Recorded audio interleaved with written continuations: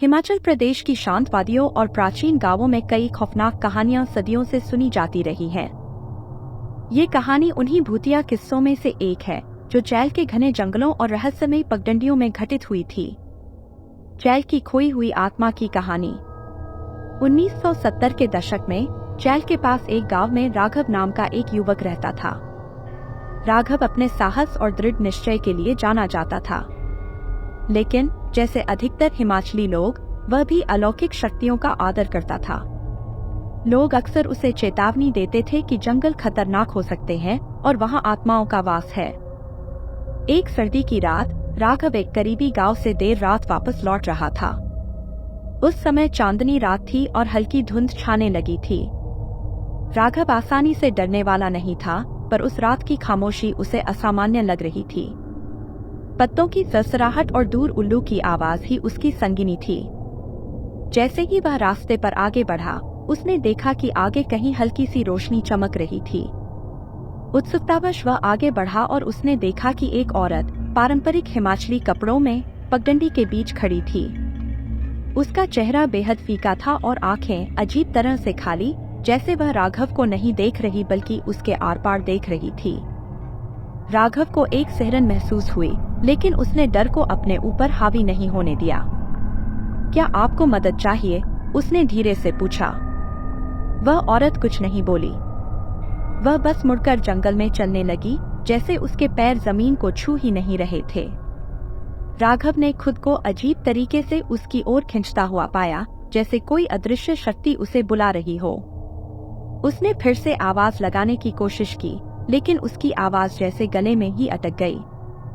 वह उसे एक पुराने सुनसान मंदिर तक ले गई, जो घने जंगल में छिपा हुआ था। मंदिर बहुत पुराना दिख रहा था, दीवारें काई से ढकी थीं और अंदर की मूर्ति धुंधली और जालों से घिरी हुई थी। वह औरत वहीं रुकी और मूर्ति की ओर इशारा किया। उसकी आंखों में गहरा दुख छलक रहा था। अचानक उसने बोलना शुरू किया, उसकी आवाज मानो धरती के गहरे तल से आ रही हो। उसने राघव को बताया कि उसके साथ धोखा हुआ था। दशकों पहले उसका प्रेमी, जिसने उससे शादी का वादा किया था, उसे छोड़कर किसी और के साथ चला गया। निराशा में डूबकर उसने उसी मंदिर में अपनी जान दे दी थी, लेकिन उसकी आत्मा को शांति नहीं मिली और तब से वह जंगल में भटक रही थी, कोई ऐसा व्यक्ति ढूंढ रही थी जो उसकी कहानी सुने।